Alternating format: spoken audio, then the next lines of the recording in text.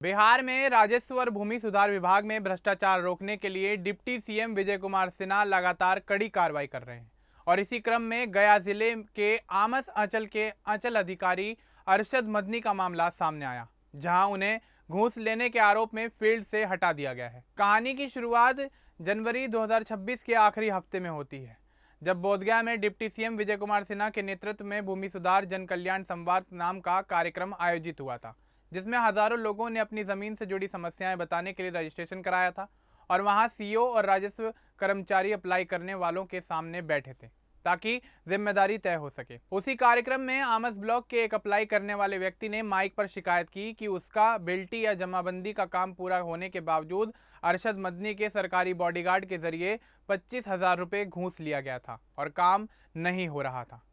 Deputy CM ने यह सुनते ही स्टेज से ही तुरंत एक्शन लिया और आमस अंचल अधिकारी अरशद मदनी को तुरंत सस्पेंड करने का आदेश दे दिया। साथ ही गया के एसएसपी को बॉडीगार्ड को लाइन हाजिर करने और पूरी जांच निगरानी विभाग से कराने का निर्देश दिया गया। उन्होंने साफ कहा कि भ्रष्टाचार के लिए कोई जगह नहीं है और अगर कोई अधिकारी लैंड माफिया के साथ मिला तो उसका बुरा हाल होगा। उसी दिन जनवरी 2026 के आखिर में यह ऑन स्पॉट कार्रवाई हुई और अरशद मदनी को सस्पेंड कर दिया गया। इसके बाद फरवरी 2026 में और डिटेल जांच हुई और 25 फरवरी 2026 को राजस्व और भूमि सुधार विभाग ने आधिकारिक आदेश जारी करके अरशद मदनी को आमस अंचल से फील्ड पोस्टिंग से हटा दिया और उन्हें भू अभिलेख निदेशालय में प्रतिनियुक्त कर दिया गया, जहां वे अब हेडक्वार्टर में काम करेंगे। उसी आदेश में गया के डीएम को निर्देश दिया गया कि आमस अंचल में किसी दूसरे अंचल अधिकारी को चार्ज सौंपा जाए ताकि काम प्रभावित न हो। अरशद मदनी ने खुद इस आरोप का जवाब देते हुए कहा कि सारे आरोप बेबुनियाद हैं और वे बेगुनाह हैं और जो भी जांच होगी उसमें वो पूरा सहयोग करेंगे। साथ ही उन्होंने शिकायत करने वाले व्यक्ति पर पहले से कई मामले होने की बात भी कही। इस पूरे मामले में कोई वीडियो या रंगे हाथ पकड़ने की बात नहीं है, बल्कि जनता के सामने की गई शिकायत पर आधारित कार्रवाई हुई है, जो डिप्टी सीएम के भ्रष्टाचार मुक्त बिहार बनाने के अभियान का हिस्सा है। इसके बाद 27 फरवरी 2026 को मीडिया में यह खबर फैली और लोगों ने इसे सराहा कि सरकार अब सीधे जनता की शिकायत पर एक्शन ले रही है। 1 मार्च 2026 तक अरशद मदनी की नई पोस्टिंग में वे भू अभिलेख निदेशालय में हैं और जांच चल रही है। अगर दोषी पाए गए तो और सख्त कार्रवाई हो सकती है। इस घटना से पहले भी डिप्टी सीएम ने कई अंचल अधिकारियों और कर्मचारियों पर एक्शन लिया था, जैसे नवादा में राजस्व कर्मचारी को 35,000 रुपये घूस लेते पकड़ना या दूसरे जिलों में सस्पेंशन। यह मामला बिहार के राजस्व विभाग में जमाबंदी दाखिल खारिज जैसे कामों में घूस की आम समस्या को दिखाता है, जहां लोग बिना रिश्वत दिए अपना काम नहीं कर पाते थे। लेकिन अब जन कल्याण संवाद जैसे कार्यक्रमों से सीधे मंत्री सुन रहे हैं और तुरंत एक्शन ले रहे हैं। अरशद मदनी का केस इसलिए महत्वपूर्ण है क्योंकि यह दिखाता है कि चाहे बॉडीगार्ड के जरिए हो या सीधे कोई भी घूस ले तो बचा नहीं जा सकता। कुल मिलाकर यह कहानी जनवरी 2026 के अंत में बोधगया के कार्यक्रम से शुरू हुई, जहां शिकायत हुई और उसी दिन सस्पेंशन का ऑन स्पॉट ऑर्डर हुआ।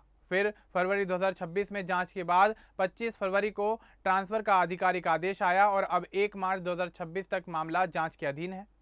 बिहार सरकार का यह तरीका लोगों को उम्मीद दे रहा है कि अब घूसखोरी आसान नहीं रहेगी और हर अधिकारी को जनता की सेवा करनी होगी।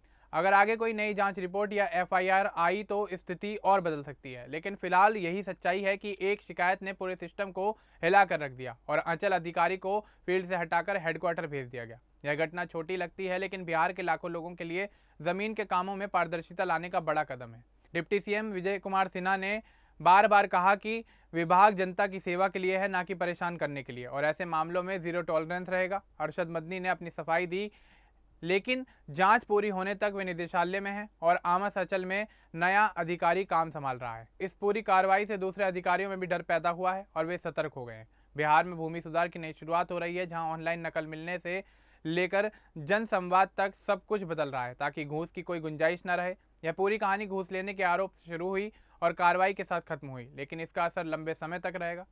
अब आपको ये भी बता दें कि आखिर ऐसा क्यों होता है। दरअसल बिहार में ज़मीन के रिकॉर्ड पुराने हैं और कई बार नाम ट्रांसफ़र या सुधार में देरी होती है तो लोग रिश्वत देते हैं, लेकिन अब डिप्टी सीएम के नेतृत्व में सख्ती से यह रुक रहा है।